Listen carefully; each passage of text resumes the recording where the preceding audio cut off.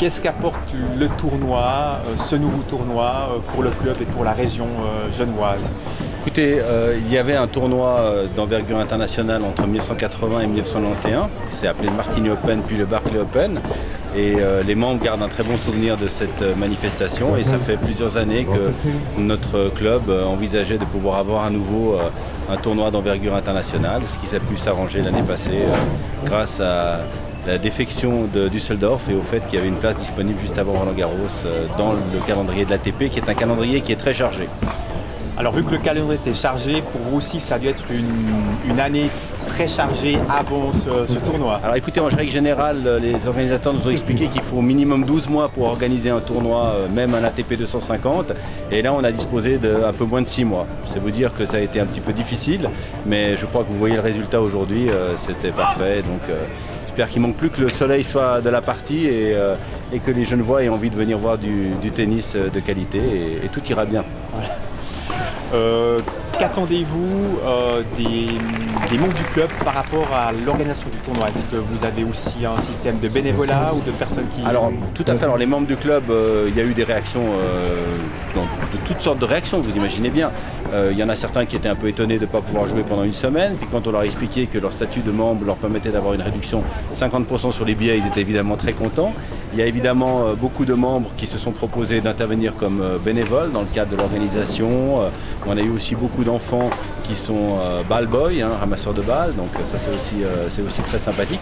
Et puis finalement les membres sont très heureux parce qu'ils se rendent compte que c'est une opportunité de pouvoir côtoyer des joueurs parmi les 100 meilleurs joueurs du monde dans un cadre qui est un cadre idyllique, et donc c'est parfait.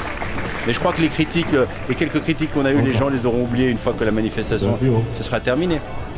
Et puis lorsque la manifestation sera terminée, est-ce que vous pensez que vous aurez des retombées au niveau de nouveaux membres qui viendront à votre club? Alors c'est une très bonne question parce que c'est exactement la raison pour laquelle on a été très enthousiaste aussi pour l'organisation de ce tournoi. C'est que la crise est partout, comme vous le savez, vous avec vos clients également. Et nous, on ressent un tassement au niveau des membres, ce qui était, je crois, jamais arrivé dans l'histoire de notre club, qui est plus que centenaire. Donc c'est un élément nouveau qu'on a voulu prendre en considération pour faire connaître le club et puis faire en sorte que les gens aient envie de venir, parce que le club véhiculait une image un peu snob, un peu historique, etc. Donc maintenant, les gens se rendent compte qu'en fait c'est un club qui a plus de 400 juniors et il y a beaucoup d'animation et que c'est un club magnifique. C'est quand même le plus grand club de tennis de Suisse.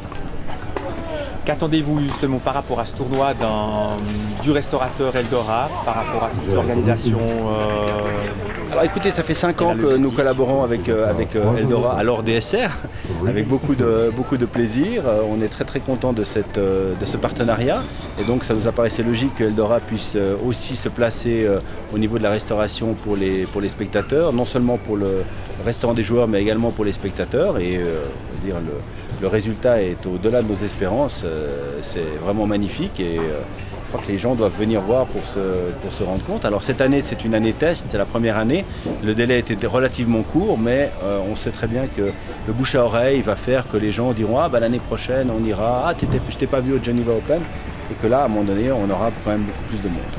Donc l'objectif c'est aussi de reconduire l'édition en 2016. Alors en tous les cas en 2016 et 2017, là vis-à-vis de l'ATP, l'engagement a été pris pour un minimum de 3 ans. D'accord.